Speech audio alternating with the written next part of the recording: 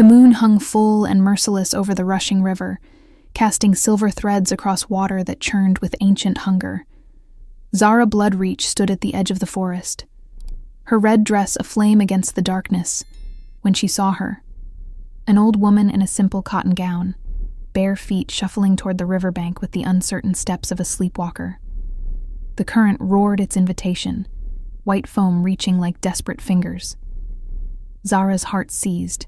She ran. Her feet flew over moss-slicked stones and tangled roots, the hem of her dress catching on brambles that clawed at her like warnings. The distance between them collapsed with each breath, each prayer whispered into the night wind.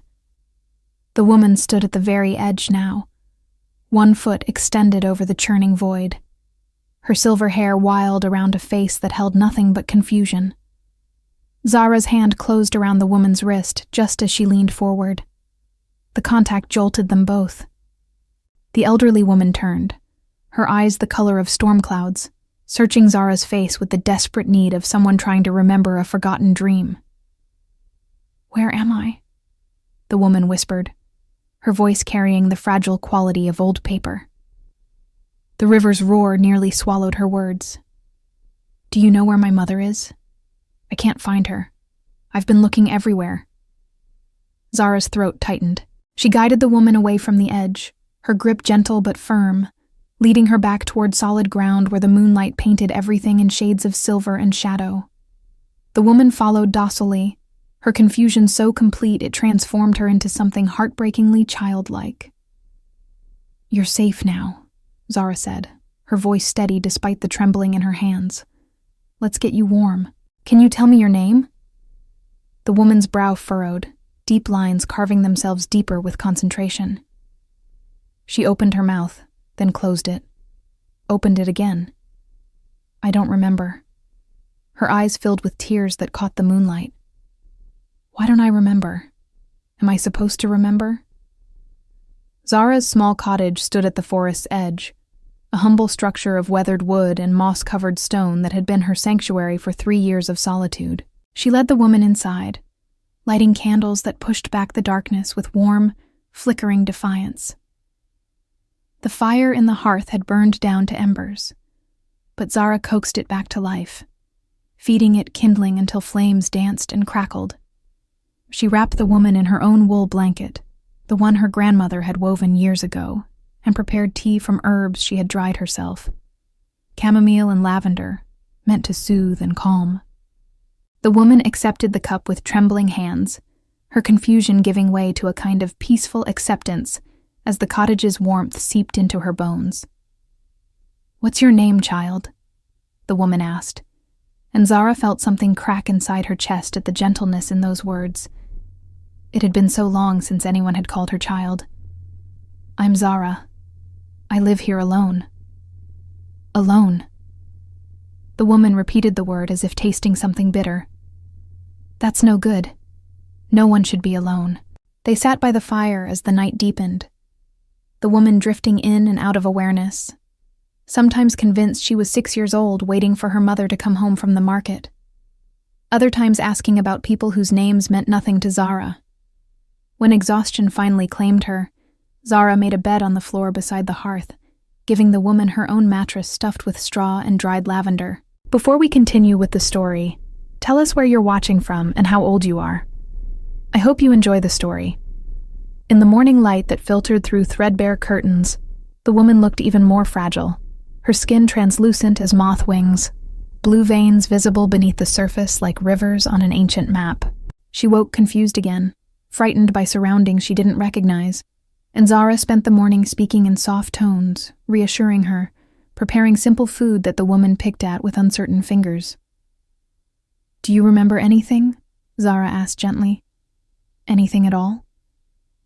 The woman closed her eyes, her expression one of such intense concentration it seemed painful. "Flowers. I remember flowers. White ones. And a boy. A boy with dark hair who used to bring me stones from the river." She opened her eyes, tears spilling over.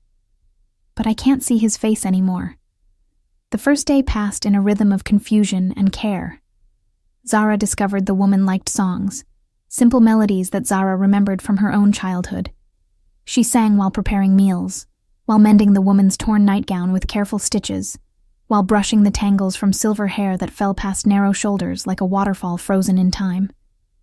The second day brought moments of lucidity mixed with deeper confusion. The woman thought Zara was her daughter for an hour in the afternoon, calling her by a name that wasn't hers, speaking of memories that belonged to someone else's life. Zara didn't correct her. She simply held the woman's hand and listened, understanding that sometimes comfort mattered more than truth. The third day dawned gray and heavy, with the promise of rain. The woman was more disoriented than ever, pacing the small cottage with agitation that made Zara's heart ache. She kept asking about wolves, saying she needed to find the wolves, that they were waiting for her, that she had something important to tell them. Zara was preparing lunch when she heard them. The sound of many feet, the jingle of gear, voices calling through the forest. Her hands stilled over the vegetables she had been chopping. Searchers. She hadn't expected anyone to be looking. The woman had appeared so lost, so completely severed from any life, that Zara had begun to imagine she might stay forever. She stepped outside, and her breath caught. They were not ordinary searchers. These were warriors, massive men who moved with predatory grace, their eyes glowing with an inner light that marked them as something other. Werewolves, the pack. And at their head walked a man who made the others look diminished by comparison. Pavel Sunward stood well over 6 feet, his body a sculpture of muscle and controlled power. Black hair fell past his shoulders in waves that caught the weak morning light, and a beard framed a face that could have been carved from granite, all hard angles and fierce beauty. But it was his eyes that arrested her, pale gold like winter sunlight, currently blazing with an emotion so raw it made her step back instinctively. He saw the cottage. He saw her, and then his nostrils flared and his entire body went rigid. His voice, when it came, was a sound between a growl and a sob. Mother. He moved faster than should have been possible, crossing the distance to Zara's door in seconds. She barely had time to step aside before he was inside, falling to his knees beside the woman who looked up at him with no recognition whatsoever. The other warriors remained outside, their expressions carefully neutral, but Zara caught glimpses of relief so profound it bordered on pain. Mother, Pavel said again, his voice breaking on the word. His large hands reached out, then hesitated, hovering over the woman as if afraid she might shatter at his touch. Do you know me? The woman tilted her head, her expression curious and distant. You have kind eyes. Are you here to help me find my mother? Zara watched something fundamental break inside this fierce man. His shoulders shook, his head bowed, and for a moment he couldn't speak. When he raised his face, tears tracked down his cheeks into his beard, and Zara felt her own eyes burning in response. I'm Pavel. I'm your son. I've been looking for you for 3 days. He swallowed hard. 3 days of hell. I thought I'd lost you. I thought you'd walked into that cursed river and I'd never hold you again. The woman reached out and patted his head as if he were a child. There. Don't cry. Crying doesn't help anything. My mother always said that.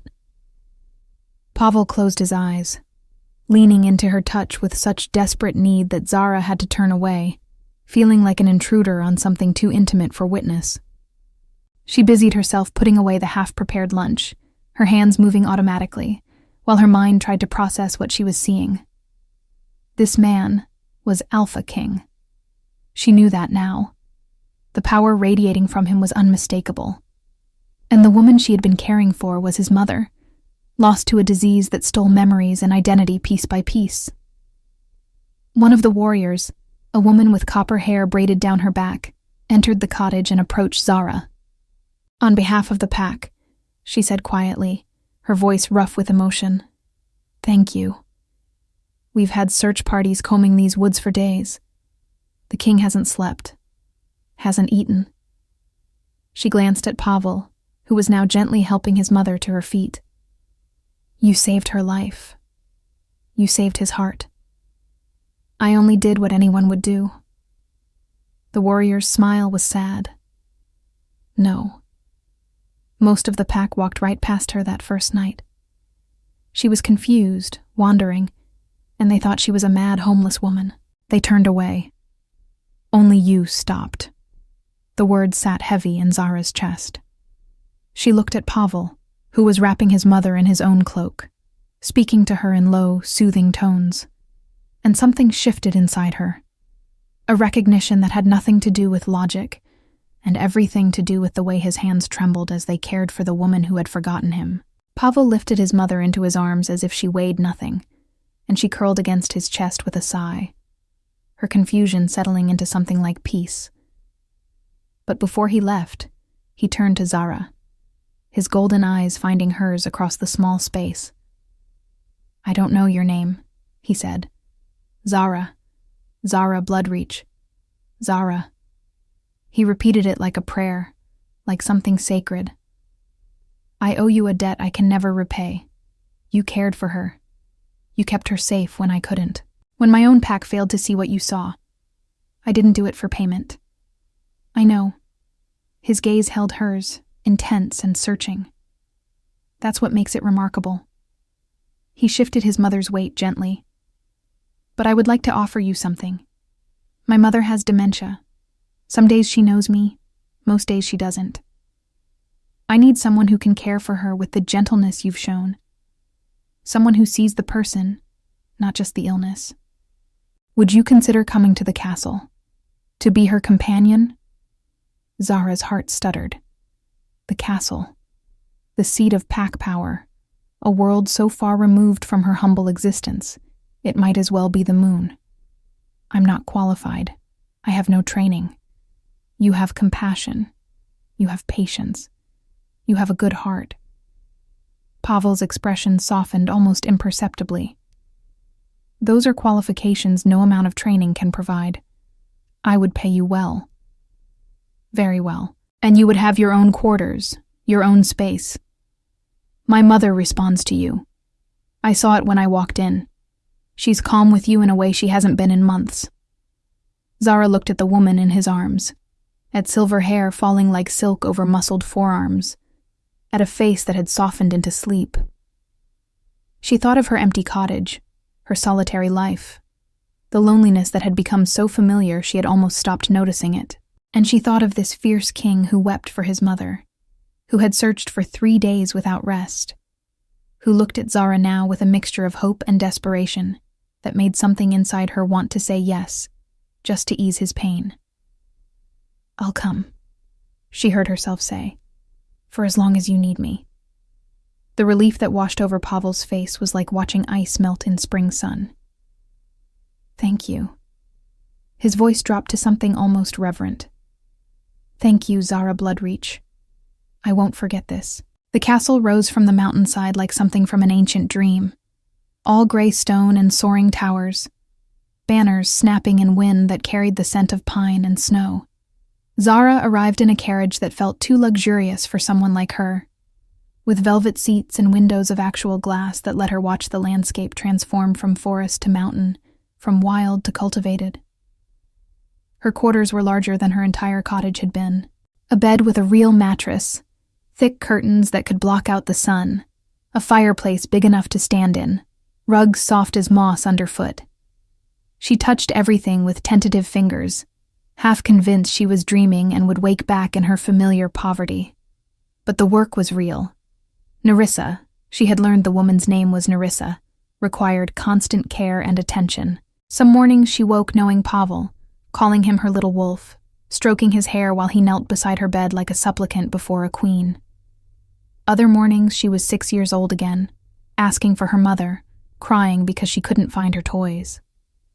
On the worst days, she didn't know herself at all, staring at her reflection in horror, asking who the old woman in the mirror was. Zara learned the rhythms of it. She learned that Narissa liked to walk in the garden at dawn when the roses still held dew like tears. She learned that music helped, especially old lullabies that seemed to reach places memory couldn't touch. She learned that some confusions were best redirected rather than corrected, that living in Narissa's reality was kinder than forcing her back into one that made no sense to her anymore. Pavel was there through it all. Despite being Alpha King, despite having an entire pack to lead and territories to manage, he carved out hours each day to sit with his mother. Zara would find them in the garden, Pavel reading aloud from books Narissa didn't understand, but whose rhythm seemed to soothe her. Or in the library, where Pavel would show her objects from her past, hoping to spark recognition that came less and less often. It was in these moments that Zara began to see beyond the fierce king to the man beneath. Pavel, who had earned his position through strength and ruthlessness, who made hardened warriors tremble with a single look, who ruled with an iron fist that had brought peace to territories that had known nothing but war. This same Pavel was infinitely gentle with his mother, patient beyond measure, willing to spend an entire afternoon helping her remember how to hold a spoon or explaining for the 100th time who he was. The duality fascinated Zara. She watched him in council meetings, his voice cold as winter stone, as he delivered judgments that made grown men pale.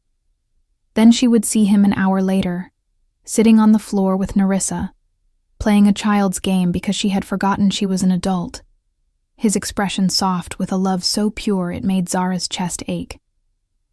3 weeks into her service, Narissa had one of her clear days. She woke knowing exactly who and where she was, and her first request was to have breakfast with both Pavel and Zara. They sat in the sunroom, light streaming through tall windows to paint everything gold, and Narissa looked at them with eyes that were sharp and present. "Pavel," she said, her voice stronger than Zara had ever heard it. "This girl you've brought to care for me. Tell me about her." Pavel glanced at Zara, and something passed between them, a current of awareness that made Zara's skin warm. "She's a good woman, Mother. Humble. Kind. She saved your life." Narissa waved this away impatiently. "I know what she did. I'm asking what you see when you look at her." The question hung in the air, heavy with implications. Pavel's gaze didn't leave Zara's face. "I see someone who stopped when others walked past. Someone who gave her own bed to a stranger. Someone who treats you with dignity even when you don't remember your own name." "That's not what I asked." Narissa's smile was knowing, touched with something sly. "I asked what you see when you look at her, Pavel. Not what she's done, but who she is to you." Pavel's jaw tightened. The golden eyes that could freeze a man's blood went soft, vulnerable in a way Zara had never seen. "I see someone I don't deserve," he said quietly. "Someone good in a way I haven't been for a very long time." Narissa reached across the table and took both their hands, joining them together. Her grip was surprisingly strong. "Then perhaps," she said, "you should learn to deserve her. Life is too short for hesitation, my son. Especially mine." The moment broke when Narissa's clarity faded mid-sentence, her expression shifting from sharp to confused, her words trailing off into questions about where her mother was. But the feeling remained, Zara's hand warm in Pavel's much larger one, neither of them pulling away even as they helped Narissa back to her room. The weeks that followed were a study in growing closeness. Pavel found reasons to be where Zara was. If she was reading to Narissa in the garden, he would appear with reports to review, sitting close enough that their shoulders nearly touched. If she was preparing Narissa's specialty in the kitchen, he would materialize offering to help, his presence filling the space with an electricity that made Zara's hands shake slightly as she measured herbs.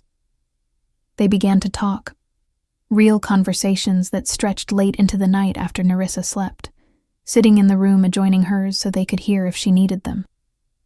Pavel told Zara about his childhood, about a father who had been cruel and demanding, about earning his position through combat that had nearly killed him, about the loneliness of leadership, the weight of decisions that meant life or death for his people. Zara told him about her own solitude, about choosing isolation over the pain of connection, about the grandmother who had raised her, and whose death had left her anchorless in the world. About the years of existing rather than living, of going through motions that held no joy or purpose. "Your mother gave me purpose," she admitted one night. The castle was quiet around them, wrapped in darkness that made confession easier. Taking care of her, being needed. I didn't realize how empty I felt until I had something to fill it. Pavel was quiet for a long moment. "You gave me something too," he finally said. "Hope." I was watching her slip away piece by piece, and there was nothing I could do. Nothing my power or position or strength could change. His hands clenched into fists. I've never felt so helpless. And then you came into her life, into my life, and suddenly there were moments of peace, of happiness, even in the confusion. You did that. We did it together," Zara said softly. His eyes met hers in the dim light. "Together. Yes.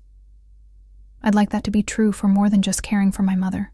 The words hung between them, weighted with possibility. Zara's heart hammered against her ribs. Pavel Sunward, Alpha King, feared by enemies and revered by his pack, was looking at her with an expression that made her feel like the only person in the world. It should have been impossible.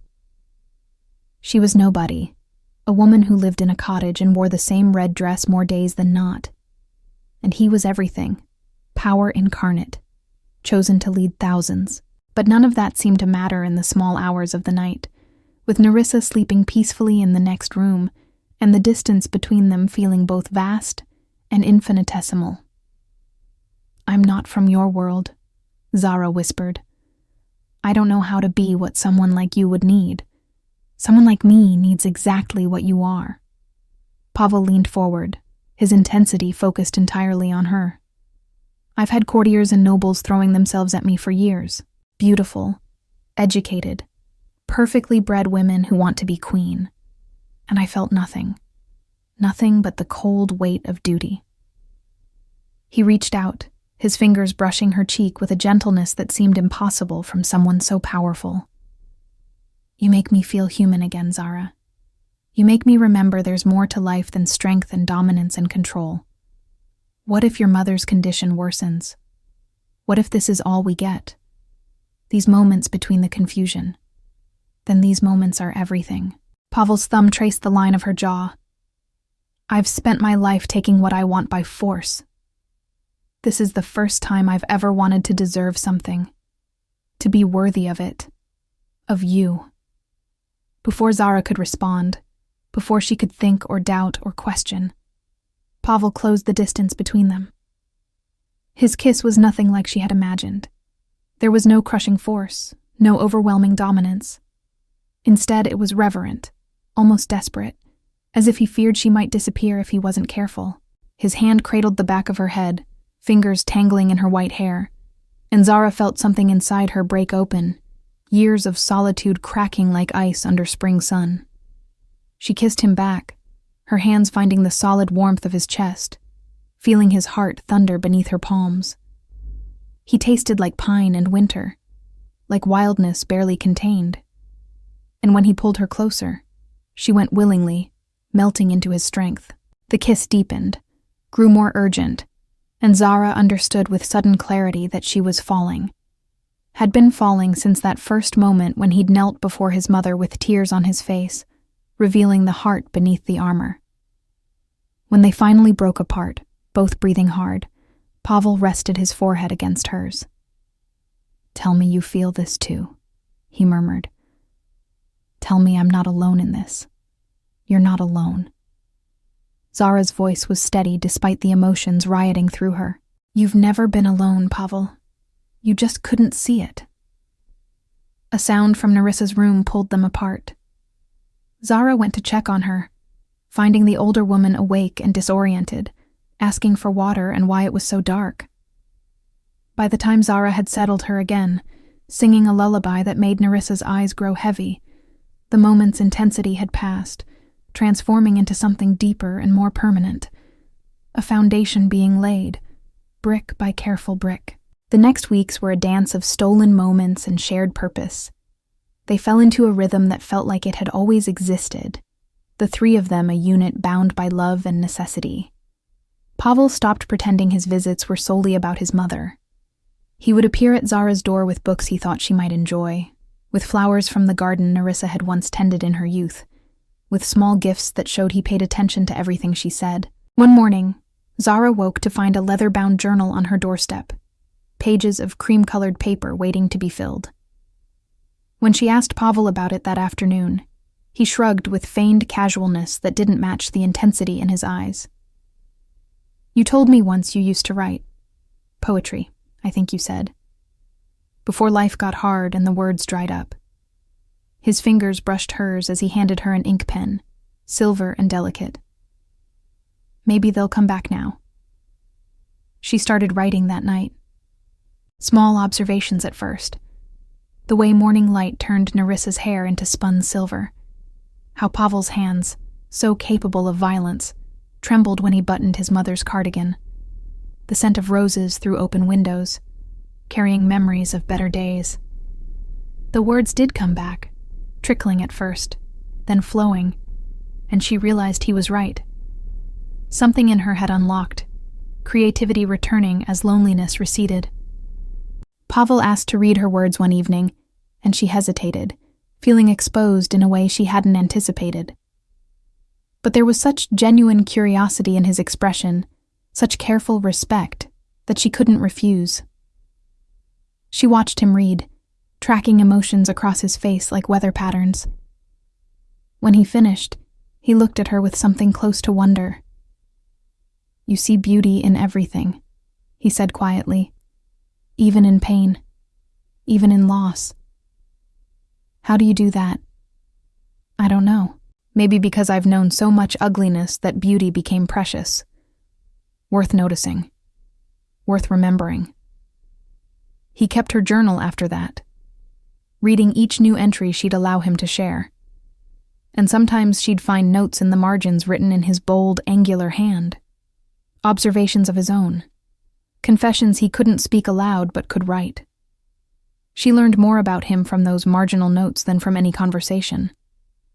The weight of early battles that still haunted his dreams. The father whose approval he'd never earned and no longer wanted. The fear that he'd become like that father, cold and cruel and unreachable, before Zara had shown him another way. In council, he remained the alpha king, fierce and unyielding. But the pack began to notice differences. He was still decisive, still commanding, but there was less harshness in his judgments, more willingness to hear multiple perspectives. When a young wolf appeared before him accused of stealing to feed his siblings, Pavel didn't immediately invoke the harsh punishment tradition demanded. Instead, he investigated, discovered the young wolf's parents had died in a border skirmish, and created a position for him in the castle kitchens, turning theft into honest work. "That's Zara's influence," his beta told him later. "The entire pack sees it. You're still strong, still alpha, but you lead with more heart now." "Is that a criticism?" His beta smiled. "It's an observation, and from what I see, it's making you a better king. Fear gets obedience, respect gets loyalty, but a balance of both, tempered with compassion, that gets devotion." With Zara and Nerissa, he was simply Pavel, a son who loved his mother desperately, and a man learning to open his heart again. The pack noticed, of course. It was impossible to hide the way Pavel looked at Zara, the way he unconsciously moved closer to her in any room, the way his entire demeanor softened in her presence. Zahra became a fixture in the castle, no longer just the hired companion, but something more.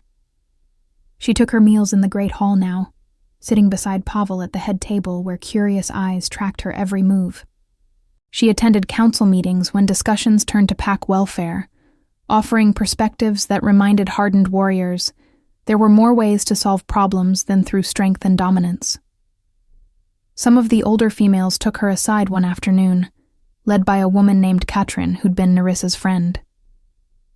"We want you to know," Katrin said, her weathered face kind, "that we approve. Narissa would have chosen you herself if she'd been able. She always said Pavel needed someone who wouldn't fear him, who would see the boy he'd been before the world made him hard. Another woman, younger, with scars across her face from some long-ago battle, leaned forward conspiratorially. We were worried, that he'd choose one of those peacocks always parading around him. Beautiful but hollow. You're different. You're real. I'm terrified, Zara admitted, of being not enough, of this not lasting, of waking up and finding it was all a beautiful mistake. Love is always terrifying, Katrin said firmly, but that's what makes it worth having. Narissa used to say that the bravest thing anyone could do was open their heart, knowing it might break. Your Alpha King is doing that. Are you brave enough to do the same? Zara thought about this conversation later, as she sat with Narissa in the fading afternoon light. The older woman was having a confused day, thinking she was preparing for her own wedding to Pavel's father, fretting about flowers and music, and whether her dress would fit. Zara played along, assuring her that everything would be perfect, that the man she loved was waiting for her. Do you love him? Narissa asked suddenly, her eyes sharp for just a moment. My son.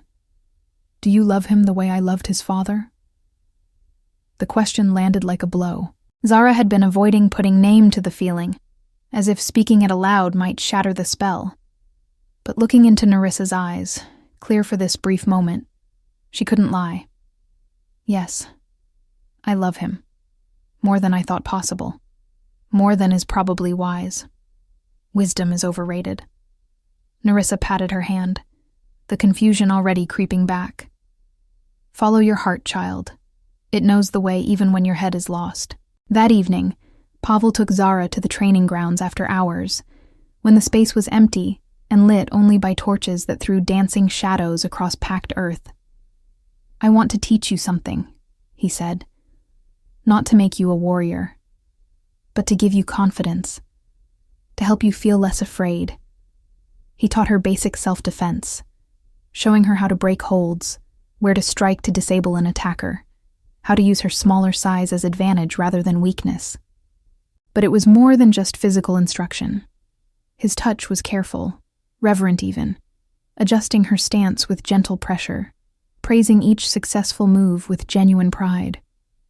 They ended up wrestling in the dust, laughing as they grappled, and somehow the lesson transformed into something else.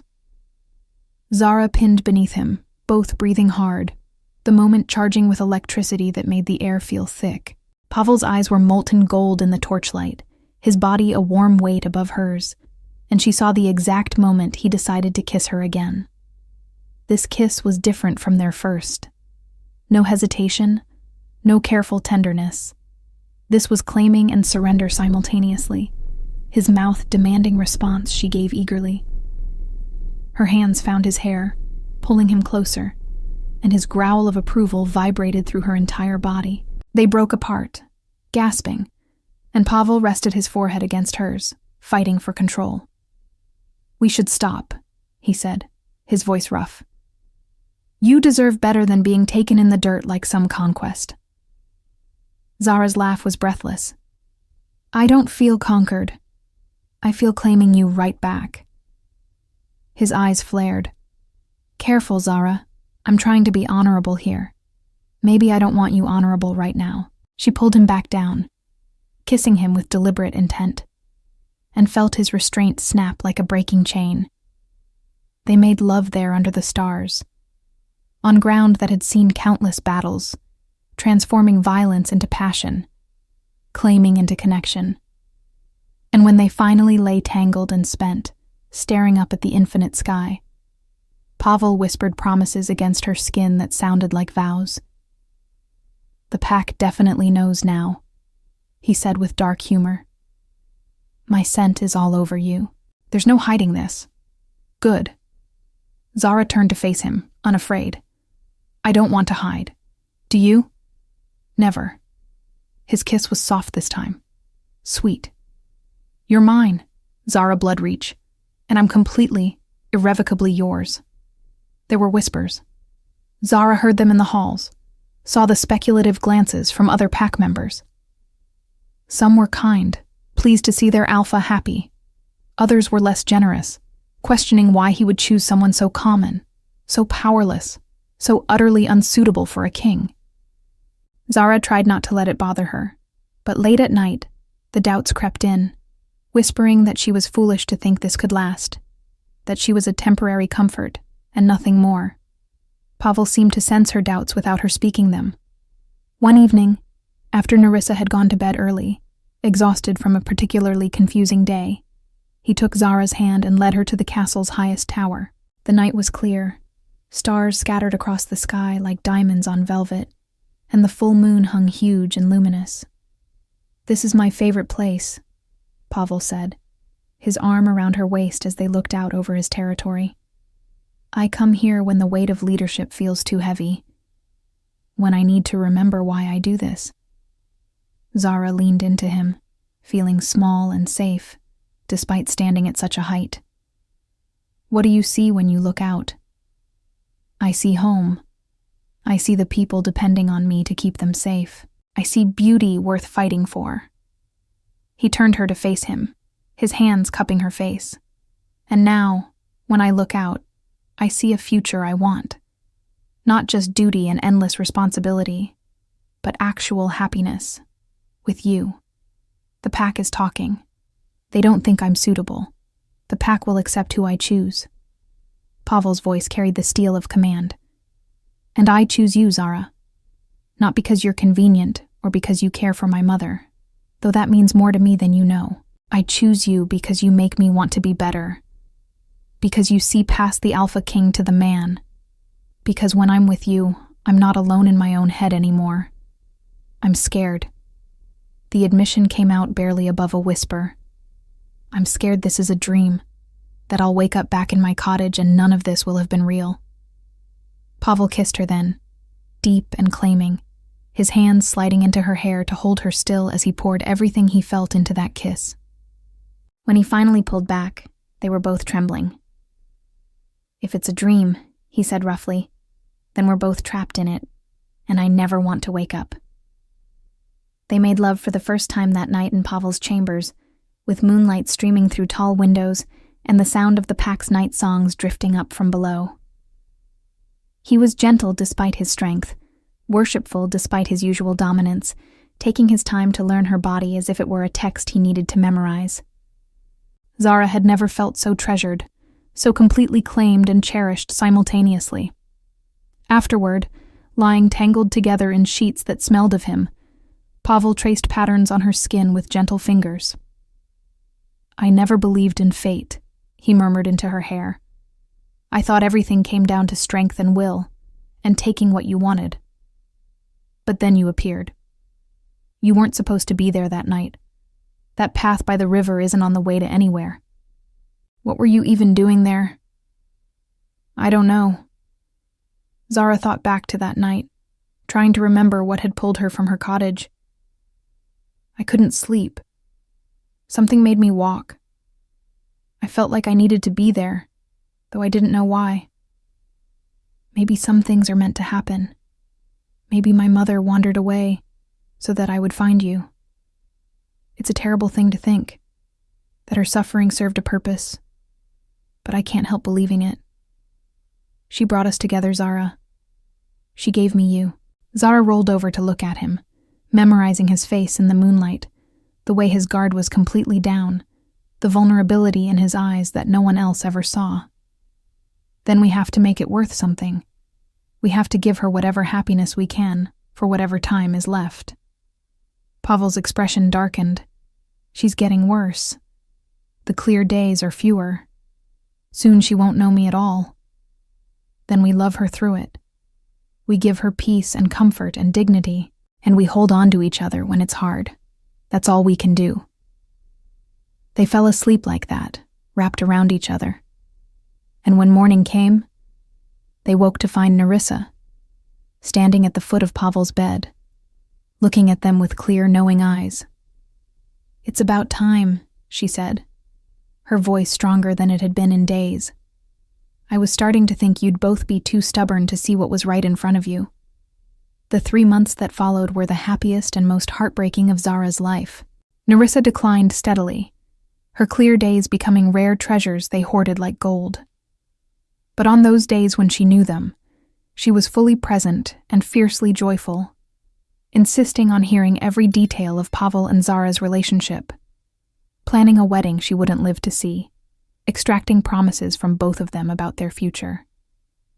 On her bad days, when confusion ruled and she forgot everything, including herself, Zara and Pavel cared for her together.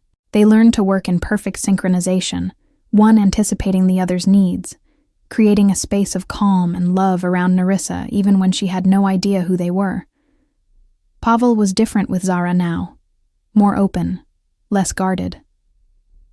In public, he maintained the fierce exterior required of an alpha king, but in private, he was hers completely. He brought her into his world gradually, teaching her about pack politics, introducing her to his inner circle, making it clear through every word and action that she was his chosen mate, his equal, his heart. The pack's acceptance came slowly, but it came.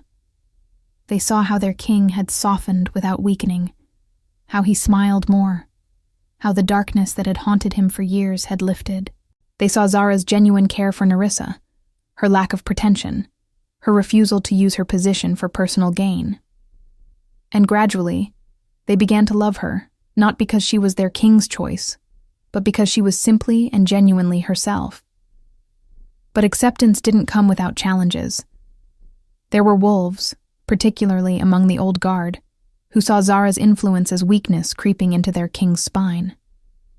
They muttered about tradition, about bloodlines, about the need for an alpha queen who could fight alongside her king rather than one who tended gardens and spoke in soft voices. The confrontation came during a pack gathering when a warrior named Darius, scarred and bitter from decades of battle, spoke loud enough for everyone to hear. Our king has forgotten what made us strong. He coddles criminals. He listens to a powerless human girl who knows nothing of our ways. This is how packs fall. The hall went silent. Every eye turned to Pavel, who sat with Zara at his side, his expression unreadable. Zara felt him tense, felt the predator in him rising to the surface, and she put a gentle hand on his arm, a reminder that he didn't have to respond with violence. But Pavel stood, and the temperature in the room seemed to drop. He moved with fluid grace down the steps from the high table, walking directly to Darius, who to his credit didn't back down even as sweat beaded on his forehead. "You think I've gone soft," Pavel said, his voice carrying to every corner of the hall. "You think caring for my mother, choosing a mate who values life, listening to perspectives beyond my own makes me weak." His smile was terrifying, all teeth and promise. "Would you like to test that theory, Darius? Would you like to challenge me for leadership and see just how soft I've become?" Darius swallowed hard. "I wouldn't dare, Alpha." "No, you wouldn't. Because you know, deep in your bones, that I could tear you apart without breaking stride. That hasn't changed. What's changed is that I no longer want to rule through fear alone." Pavel's voice softened slightly, but lost none of its steel. "I learned something from the woman you disparage. I learned that true strength isn't about how much damage you can inflict. It's about having the power to destroy and choosing mercy instead. It's about being feared by your enemies and loved by your people. That's the kind of king I want to be. And if you can't accept that, you're welcome to leave my pack and find another." No one moved, no one spoke. And then, slowly, one wolf began to clap. Then another. Then the entire hall erupted in approval, wolves howling their support, and Darius dropped to one knee, baring his throat in submission. "Forgive me, Alpha. I spoke from fear, not wisdom." Pavel helped him to his feet, his expression less fierce now. "Fear is natural in changing times. But trust me when I say that change doesn't mean weakness. It means evolution. It means becoming something better than we were." He looked back at Zara, who stood now, her white hair glowing in the firelight, her red dress a splash of color against the stone. This woman saved my mother's life when my own pack walked past her. She saw value in someone confused and lost when others saw only inconvenience. That's the kind of strength I want infused in our pack. Not just the ability to fight, but the willingness to care. He returned to Zara's side, taking her hand and raising it high. This is your future queen. This is the woman I've chosen. And anyone who can't give her the respect she deserves can answer to me personally. The pack roared approval, and Zara felt tears prick her eyes. Not because she needed their validation, but because Pavel had defended not just her honor, but his own evolution, refusing to apologize for becoming more than what tradition demanded. That night, alone in their chambers, she asked him if he'd been afraid during the confrontation. Pavel laughed, a sound of genuine amusement. Afraid of Darius? Never. But afraid of losing you because the pack rejected you? Terrified. His expression grew serious. You make me better, Zara. You give me a reason to be more than just an efficient killer.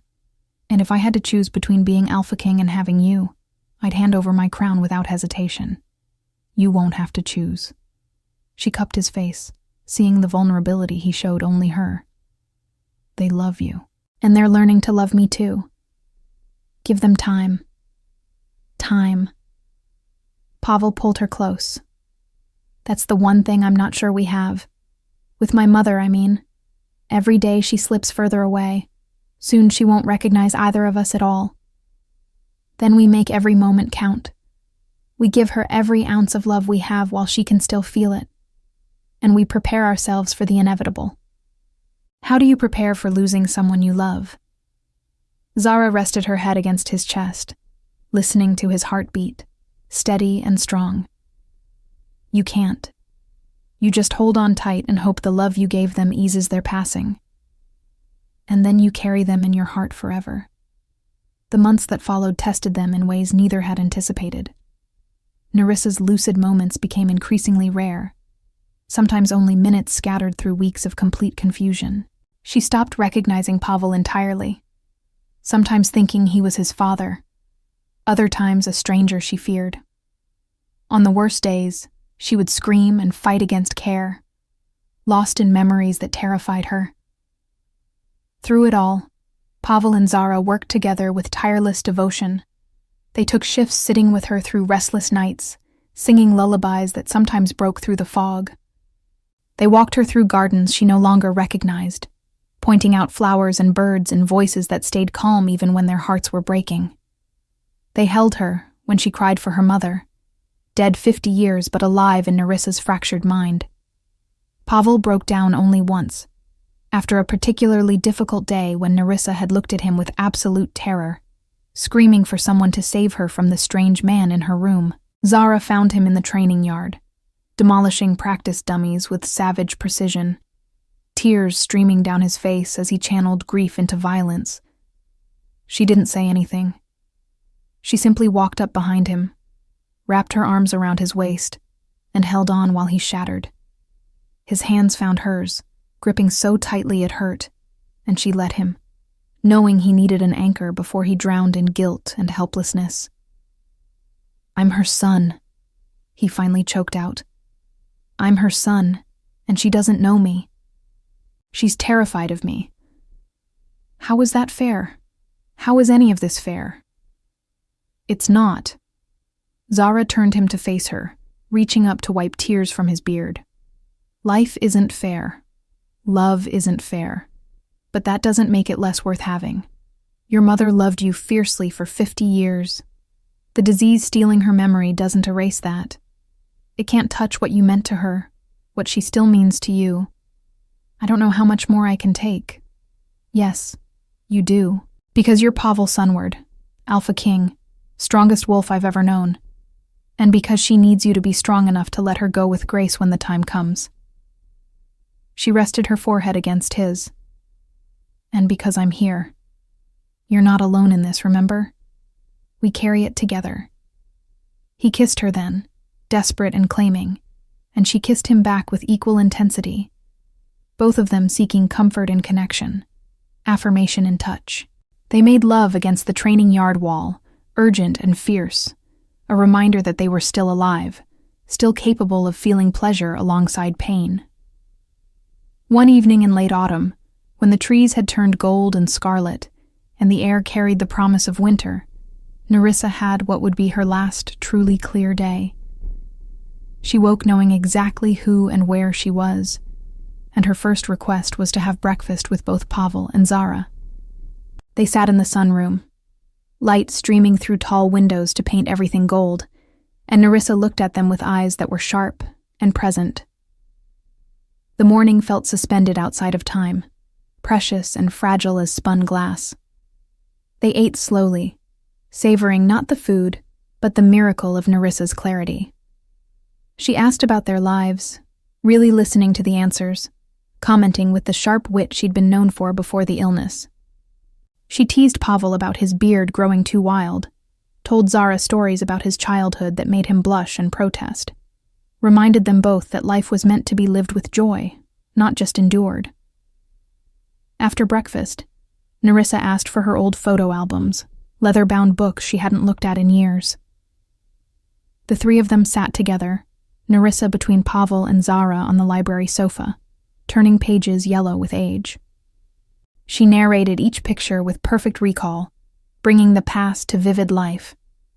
Here, this is the day Pavel took his first steps. He ran straight toward a rose bush and fell face first into the thorns. Cried for an hour, but the next day he was running again, fearless as ever.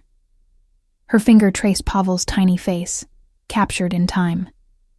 Even then, you were unstoppable. Pavel's voice was thick. I remember you singing to me, something about wolves and moonlight, the lullaby of the silver moon. Nerissa smiled, then began to sing, her voice wavering but clear. The melody was haunting, ancient, and Zara felt tears slip down her cheeks as she watched Pavel's face transform, decades falling away until she could see the boy he'd been. When the song ended, Nerissa turned to a picture of herself much younger, standing beside a man who could only be Pavel's father. Your father wasn't perfect, she said quietly. He was hard on you, too hard. But he loved you in his way. And I think, had he lived to see the man you've become, he would have been proud. Would he have approved of Zara? Nerissa laughed, the sound bright and genuine. Absolutely not.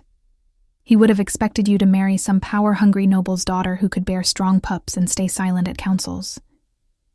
She took Zara's hand, squeezing gently. Which is exactly why I'm so pleased you chose differently.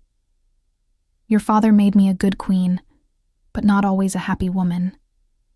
I want you to have both, and from what I see, you do. They moved through more albums, through decades captured in sepia and black and white. Nerissa pointed out friends long dead, celebrations long past, moments that had shaped her into the woman she'd been. As afternoon stretched toward evening, her clarity began to waver slightly at the edges, confusion creeping back like shadows lengthening. Pavel, she said, her voice suddenly urgent, catching his hand. This girl you've brought to care for me. Tell me about her. The question hit Pavel visibly. His mother had been clear all day. To have her slipping now, forgetting what they'd spent hours discussing, was like watching her die in slow motion. But he answered anyway, his voice steady despite the pain in his eyes. She's a good woman, Mother. Humble, kind. She saved your life. Nerissa waved this away impatiently, though her movements were slower now, less certain. I know what she did. I'm asking what you see when you look at her. The question hung in the air, heavy with implications. Pavel's gaze didn't leave Zara's face.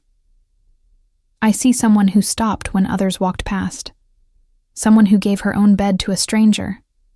Someone who treats you with dignity even when you don't remember your own name. His voice dropped lower. I see the other half of my soul. The piece I didn't know was missing until she filled the empty space. That's better. Nerissa's smile was knowing, touched with something sly despite her increasing confusion. That's what I needed to hear. Life is too short for pretty words that mean nothing. She looked at Zara, her expression softening. Do you love my son, child? With everything I am, Zara said without hesitation. With everything I'll ever be. Good. That's good. Nerissa leaned back between them, her clarity flickering like a candle in wind. Then I can rest easy, knowing he'll be loved the way he deserves, the way I loved his father. She closed her eyes, peaceful. Promise me something. Both of you. Anything, Pavel said, his hand tightening around hers. Promise me you'll be happy. Promise me you won't let my death shadow your life together. Promise me you'll dance at your wedding and laugh at your children and grow old together without guilt.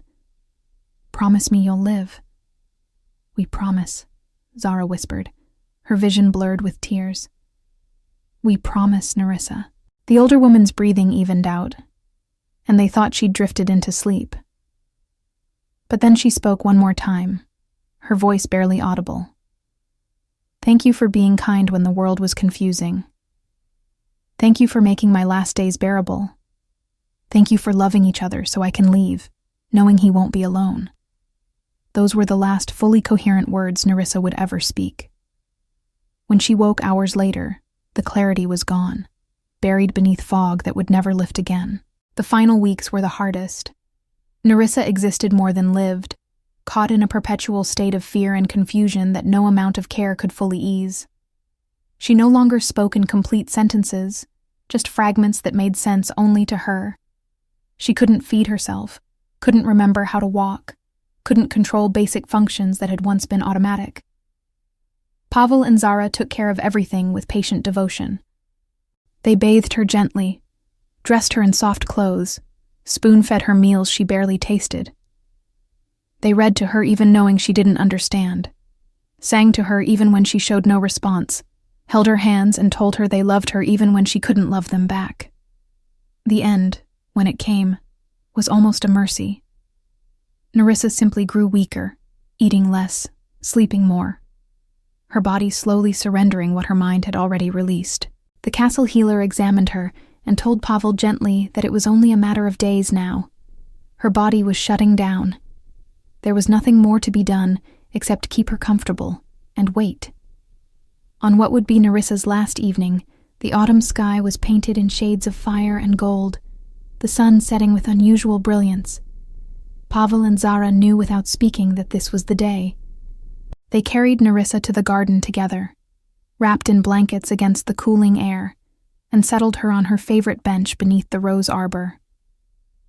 The flowers were past their prime, petals falling like snow, but the garden still held beauty in its decline, life celebrating itself even in ending. They sat on either side of her, creating a shelter of warmth and love. And for a moment, everything was still. The world seemed to pause, holding its breath, giving them this final gift of time together. Birds sang their evening songs, the wind carried the scent of roses and earth, and Nerissa, who hadn't seemed aware of anything for days, suddenly opened her eyes. The clarity was back, sharp and complete, as if her mind had gathered itself one final time to say goodbye. She looked at Pavel, really looked at him, and her smile was radiant despite her frailty. My beautiful boy, she whispered, lifting a trembling hand to touch his face. My fierce king with the gentle heart. I'm so proud of you. So proud of the man you became despite everything trying to make you hard. Her thumb traced his cheekbone, wiping away tears he didn't try to hide. You'll be a good husband, a good father. You'll lead with strength and love both, and your people will thrive because of it. Pavel couldn't speak. He pressed his face into her palm, shoulders shaking, and Nerissa let him, giving him permission to break before her one last time. Then she turned to Zara, her expression filled with affection and gratitude. Sweet girl who stopped by a river. You gave me dignity when I had none left. You saw me when I couldn't see myself." She reached for Zara's hand, joining it with Pavel's. "I approve of this union. I bless it with everything I am. Love him fiercely. Let him love you the same. Build a life that's full of joy and laughter, and all the things I got to have before the fog came." "We will," Zara promised, her voice breaking. "We'll make you proud, Nerissa. We'll be happy like you wanted. Name your first daughter after me." Nerissa's smile turned mischievous, a glimpse of who she'd been before illness. "And teach her to be brave. Teach her that stopping for someone in need is never weakness." She took a shaky breath, her energy visibly waning. "I'm tired now. So very tired. But I'm not afraid. Not with both of you here." "You can rest, Mother," Pavel said, his voice rough with tears. "You've earned it. You fought so hard for so long. You can let go now. Promise me one more thing." Nerissa's eyes were closing, her words slurring slightly. "Promise me you'll keep the garden, that you'll sit here sometimes and remember me among the roses, that you'll tell your children about the grandmother who loved roses almost as much as she loved them." "Always," Zara whispered. "This will be a sacred place. We'll make sure it blooms every year in your honor." "Good. That's good." Nerissa's breathing was shallow now, each breath a visible effort. "I love you both. Thank you for giving me a beautiful ending. Thank you for being here. Thank you for letting me see you happy before I go." They sat like that as the sun completed its descent. The three of them together, one final time. Nerissa's breathing grew fainter, more irregular, and then, as the first star appeared in the darkening sky, she took one last breath and released it with a sound like contentment. Her face smoothed, all pain and confusion erased, leaving only peace. For a long moment, neither Pavel nor Zara moved. They stayed there, holding Nerissa between them, unwilling to acknowledge what had just happened. But eventually Pavel pressed a kiss to his mother's forehead, his tears falling into her silver hair. "Rest well, Mother. You're free now. No more confusion. No more fear. Just peace and roses and whatever comes after." His voice broke completely. "I'll love you forever. I'll carry you in my heart until I follow you into the next world." Zara wrapped her arms around them both, her own tears falling freely. She sang then, softly, the lullaby of the silver moon that Nerissa had taught her, the melody drifting through the gathering darkness like a prayer. And as she sang, the pack began to gather at the edges of the garden, drawn by the bond that told them their king was in pain, that the woman they'd respected and loved had found her final rest.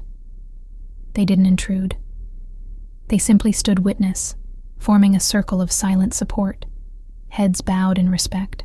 When Zara's song ended, they began to howl, a chorus of grief and farewell that rose to the emerging stars. It was beautiful and terrible, the sound of a pack mourning, and Pavel added his voice to theirs, his howl deeper than the rest, filled with all the love and loss he couldn't put into words.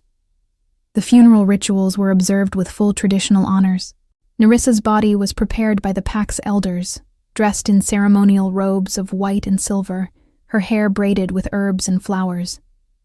They laid her on a pyre built from wood taken from the oldest trees in the forest, each log blessed and prepared with care. The entire pack gathered as the sun set 3 days after her death, witnesses to her return to the elements. Pavel spoke first, his voice carrying to every member of the assembled pack. "My mother was Alpha Queen long before I took my father's place. She ruled with grace and wisdom, and when illness came to steal her away piece by piece, she faced it with the same courage she'd brought to every challenge. She taught me that strength isn't just about winning battles. It's about maintaining dignity in loss, about choosing kindness when cruelty would be easier, about loving fully even knowing that love makes you vulnerable."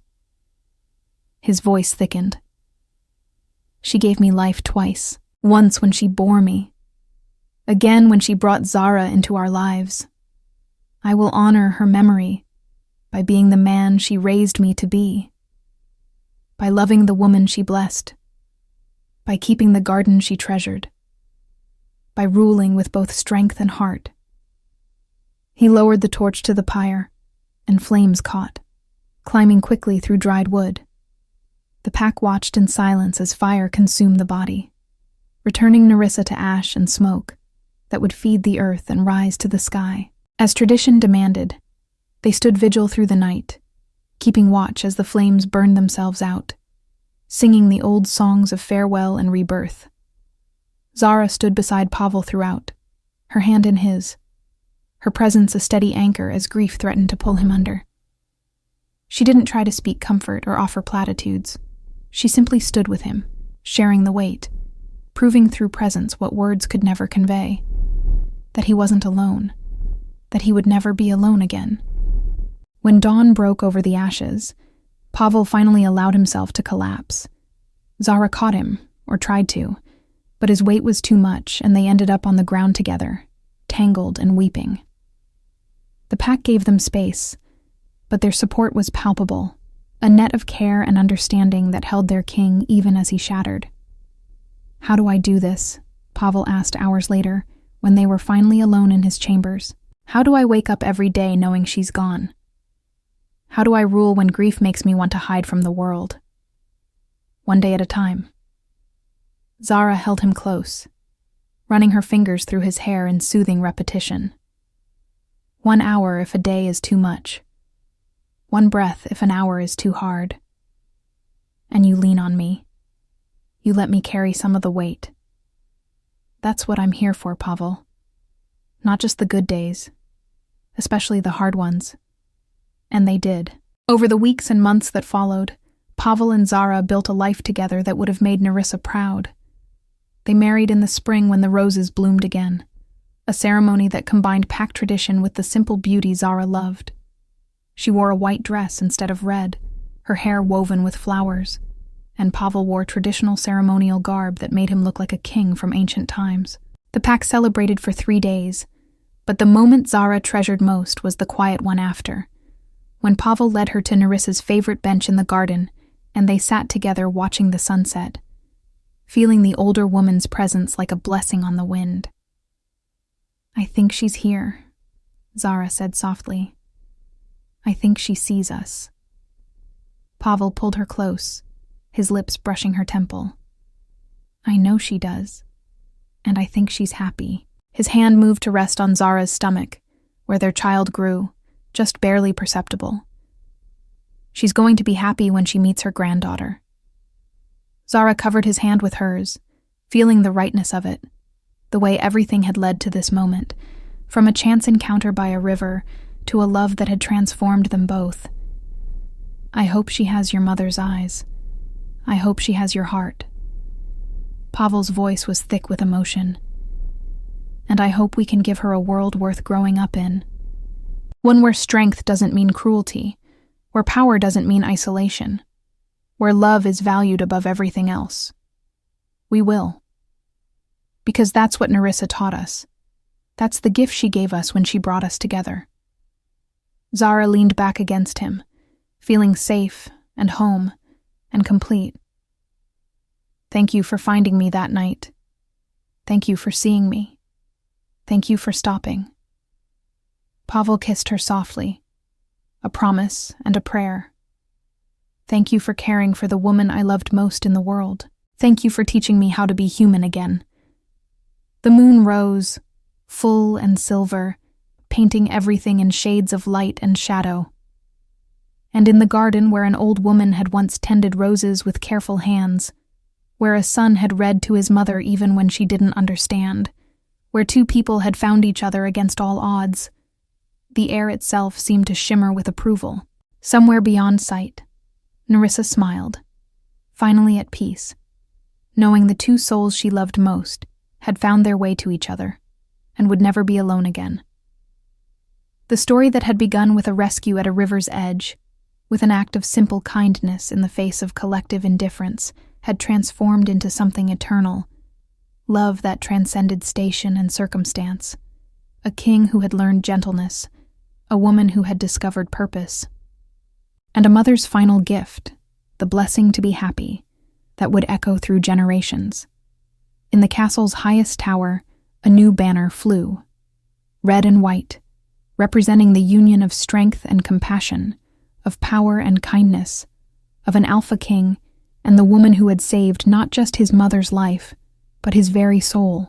And every full moon, Pavel and Zara would return to that bench in the garden, holding each other beneath the silver light, remembering the woman who had brought them together and the love that had transformed everything.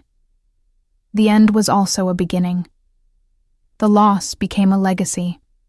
And the girl who had stopped for a confused old woman by a rushing river became a queen, who ruled with equal parts strength and heart, teaching her people that true power lay not in dominance, but in the courage to care when others turned away. We'd love to hear your thoughts on this beautiful love story. Let us know what you thought of this tale full of emotions and surprises. Tell us your name, where you're watching from, and rate this story from 0 to 10 if it touched your heart. And if you enjoyed the plot, don't forget to leave a like and subscribe to the channel so you don't miss the amazing new stories coming soon. See you next time.